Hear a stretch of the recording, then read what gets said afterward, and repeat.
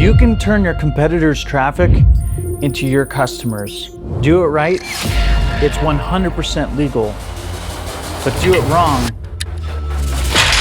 and you could get banned. Which leads me to the first of two strategies to steal your competitors' traffic. This first strategy is a new one that I created that generated $50,000 months for this business. It's where I use a new feature within a Google search campaign called AI Max to intercept people who are searching for your competitor. Now, typically I would say never use AI Max because it's very broad and it's very difficult to control. But there's a really powerful setting within AI Max that allows you to control the searches that you show up for. Typically, this feature is used for your own brand. So for example, if you're HubSpot, you can use this to show up for any searches that contain HubSpot. So it got me thinking, what if I flip this strategy on its head and I actually use a competitor's brand and go after those competitor searches using this strategy? For example, one of HubSpot's biggest competitors is Salesforce. So if you're HubSpot, what you could do is use this feature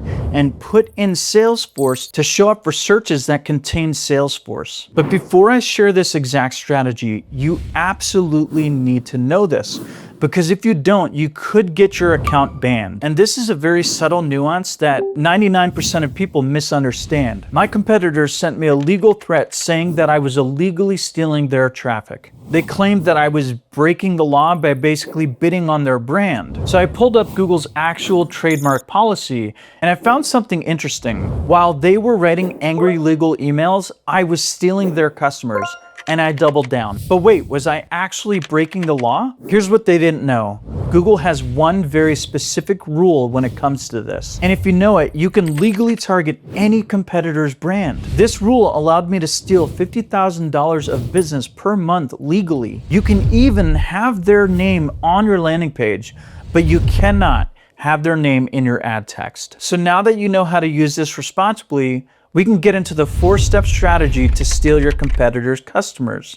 And I'll talk about the 2 sneaky features that will prevent this strategy from working. So the first step is when you go to build your search campaign, scroll down and enable AI Max, which leads me to step number 2. Inside of the AI Max settings, there's a setting called brand inclusion. This is where you can insert your brand name and the URL for your own brand campaigns to essentially protect it, or put in your competitor's brand name so that you can show up for their searches. So in step number 3, what you're going to want to do is add in a keyword, and so that will be your brand name if you're doing a brand protection campaign, or your competitor's brand name, and set it to broad match. Now, typically, I would really advise never to do this, but in this case, it's okay because you're basically locking in the searches to the brand that you set in step 2. And in step 4, you're going to choose your bidding strategy. Now, there's a couple things that you can do here. Typically, I recommend starting with a lower TCPA or a higher TROAS,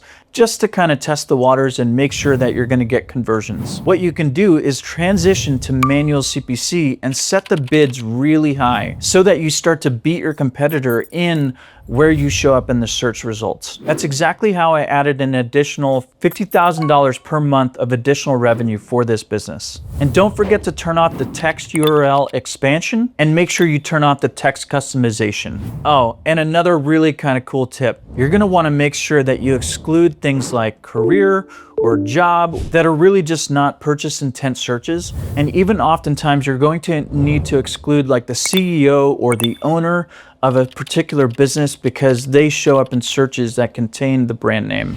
Now, this is only the first of 2 strategies that you can use to steal your competitors' traffic. This second strategy is so good it should be illegal, because once you see how powerful it is, you'll actually understand why I say that. Check it out.